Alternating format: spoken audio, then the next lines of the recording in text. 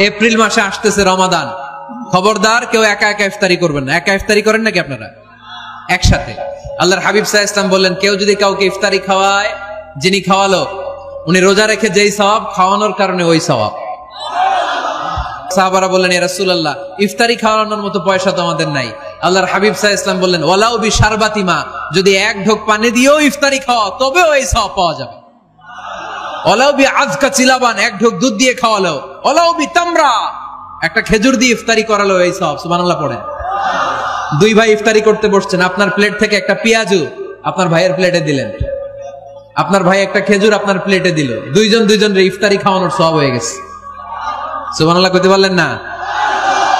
পারবেন সবাই? একসাথে খাবেন না আলাদা? বাসায় একসাথে খাবার খান, আলাদা আলাদা না। কিভাবে?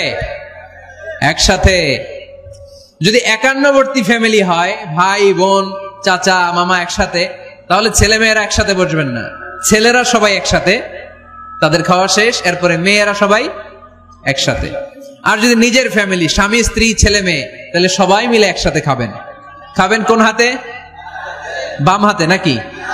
আওয়াজ করে কোন হাতে?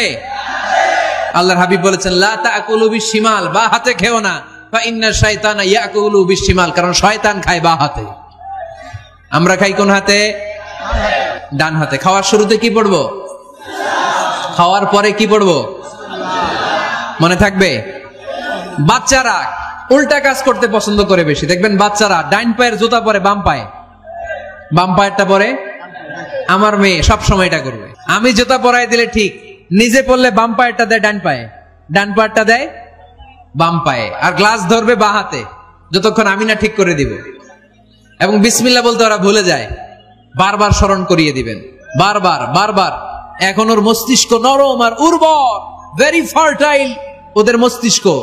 যেইটাই ঢুকাবেন, এখন সফটওয়্যার হিসেবে যেটা ইনস্টল করবেন ওটা আজীবন থাকবে। চিল্লায় বলেন ঠিক কিনা? 5 দিন টানা প্রোগ্রাম ছিল সিঙ্গাপুরে। এক ফ্যামিলি আসছে, অনেক বড় বিজনেসম্যান ওখানকার, এসে বলে, হুজুর ইউটিউবে আপনার ওয়াজ শুনে আল্লাহ আমাদেরকে হেদায়েত দিচ্ছে, কিন্তু ছেলে মেয়ে গুলোর তো বানাইতে পারতেছি না, নামাজ পড়ে না, আপনি একটু পানি পড়া দেন। কি পড়া? আমি বললাম বয়স কত? কয় 22।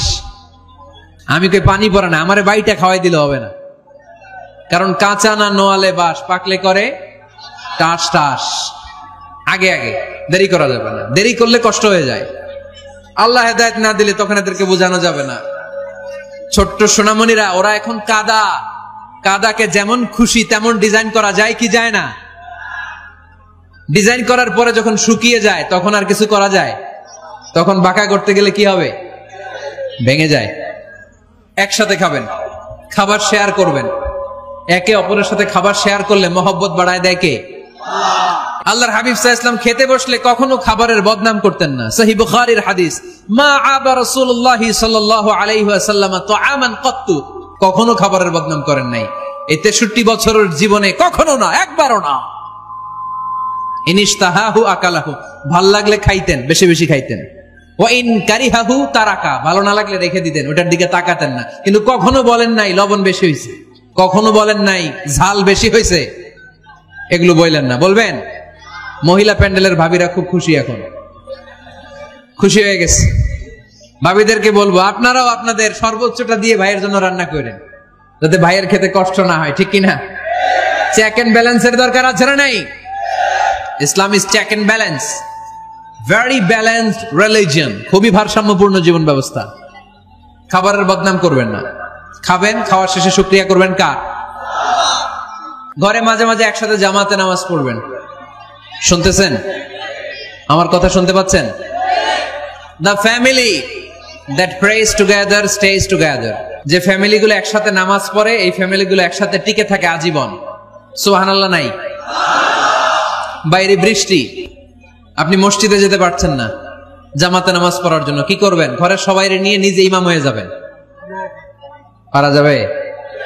আরে শুরু করেন না, আজারি ভাইয়ের কথা শুনে শুরু করেন না, শান্তি আসবে। আল্লাহর কসম, ঘরে ঘরে শান্তি আসবে এই বাংলাদেশে, কিন্তু এগুলো অ্যাপ্লাই করতে হবে। তাহাজ্জুদের সময় একসাথে দাঁড়িয়ে যান। ডিসেম্বর মাসে বাচ্চাদের 15 দিনের ছুটি, তখন তাহাজ্জুদের প্র্যাকটিস করেন। আপনি ইমাম, আপনার পেছনে আপনার ছেলেরা, পিছনে আপনার মেয়েরা আর আপনার স্ত্রী। নারী পুরুষ এক কাতারে দাঁড়াতে পারে না। আমি আর রুবেল ভাই যদি জামাতে পড়ি, আমি ইমাম, রুবেল ভাই ডান দিকে, সমান সমান দাঁড়ানোর সুযোগ আছে না নাই? আছে। কিন্তু আমি যদি আমার স্ত্রীর সাথে জামাত করি, একসাথে দাঁড়ানো যাবে না। আমি সামনে, আমার স্ত্রী পেছনে। মাসালা বুঝতে পেরেছেন? আচ্ছা, তো তাহলে ঘরে জামাতে মাঝে মাঝে নামাজ পড়বেন। সহিহ মুসলিমের হাদিস, আল্লাহ রাসূল সাল্লাল্লাহু আলাইহি ওয়াসাল্লাম বলেন, তোমরা ফরজ নামাজ মসজিদে আদায়ের পরে ঘরের জন্য কিছু নফল আর সুন্নত রেখে দিও, কারণ ঘরে যারা নফল আর সুন্নত পড়ে ওই ঘরটারে বরকত দিয়ে ভরে দেয় কে? রাজি আছেন তো সবাই? ইনশাআল্লাহ পড়েন না? ঘরে কোরআন তেলাওয়াত করবেন। কি করবেন? করেন, আপনারা করেন? হ্যাঁ, ঘরে কোরআন তেলাওয়াত করেন প্রতিদিন। ফজরের পরে প্রতিটা পরিবার থেকে সুমধুর কোরআনের ধ্বনি ভেসে আসতে হবে। কথা কয় না? তা ঠিক বলেন না কেন আওয়াজ করে? প্রতিটা ঘরেই যেন কোরআনের সুমধুর বাণী উচ্চারিত হয়। এলাকার মসজিদের মক্তবগুলোতে হুজুর কোরআন পড়ায়, আছে এটা না? আমরা ছোটবেলা কিন্তু যাইতাম, আমি যাইতাম শাহী জামি মসজিদে, ওইখানে যে আমি কোরআন শিখছি। তো মসজিদগুলোতে আপনারা এই মক্তবের সিস্টেমটা চালু রাখবেন, প্রতিদিন সকালে কোরআন পড়বেন। কোরআন যেটা মুখস্থ করবেন স্ত্রীকে শোনাবেন, স্ত্রী আপনাকে শোনাবে। প্রতি মাসের জন্য একটা সূরা নির্ধারণ করেন। কোনটা? একটা। এক মাসে একটা ছোট্ট সূরা মুখস্থ করা যাবে না? ধরেন সূরাতুত তিন, ওয়াত-তিনি ওয়াজ-জাইতুন, এটা এক মাসেও মুখস্থ করা যাবে না? যাবে। আজকে রাতেই আপনাদের ফ্যামিলি মিটিং এটা সিদ্ধান্ত নেবেন যে এই মাসের জন্য সবাই মিলে কোন সূরাটা পড়বেন। মুখস্থও করতে হবে, অর্থও জানতে হবে। আমার ফ্যামিলিতে এই মাসে চলতেছে সূরাতুদ দুহা। আমার ছোট মেয়েটা মুখস্থ করতেছে, একটা করে মুখস্থ করে আর শোনায়, আমিও ওরে শোনাই। আমার স্ত্রী আমাকে শোনায়, আমি আমার স্ত্রীকে শোনাই। প্রত্যেকটা ঘরে এই প্র্যাকটিসের দরকার আছে না নাই? প্রতি মাসে কয় সূরা? তাহলে এক বছরে কয় সূরা? 12টা। পারা যাবে মুসলমান? আল্লাহর হাবিব সাল্লাল্লাহু আলাইহি ওয়াসাল্লাম আম্মা জান আয়েশা রাদিয়াল্লাহু তাআলা আনহুর কোলের মধ্যে মাথা রেখে কোরআন তেলাওয়াত করতেন। সুবহানাল্লাহ পড়বেন না? কানা রাসূলুল্লাহ সাল্লাল্লাহু আলাইহি ওয়াসাল্লাম ইয়াকরাউল কুরআন ওয়া রাসুহু ফি হাজরি ওয়া আনা হায়েদ। আম্মা জান আয়েশা বলেন, আমার যখন মাসিক চলতো, আমার মেনস্ট্রুয়েশনাল পিরিয়ড চলাকালীন সময়ে আল্লাহর নবী আমার কোলে মাথা রেখে রেখে কোরআন তেলাওয়াত করে আমারে শোনাতে। এজন্য স্ত্রীর কোলে মাথা রেখে কোরআন তেলাওয়াত করা সুন্নাত। স্ত্রীর কোলে মাথা রেখে কোরআন তেলাওয়াত করা করেন তো? মাশাআল্লাহ, মাশাআল্লাহ। হ্যাঁ, স্ত্রীর কোলে মাথা রেখে কোরআন তেলাওয়াত করুন, এটা সুন্নাহ। ঘরে কোরআন তেলাওয়াত করুন। জিন, ভূত, ব্ল্যাক ম্যাজিক, জাদু টোনা, বান মারা সবগুলারে নিঃশেষ করে দিবে কে?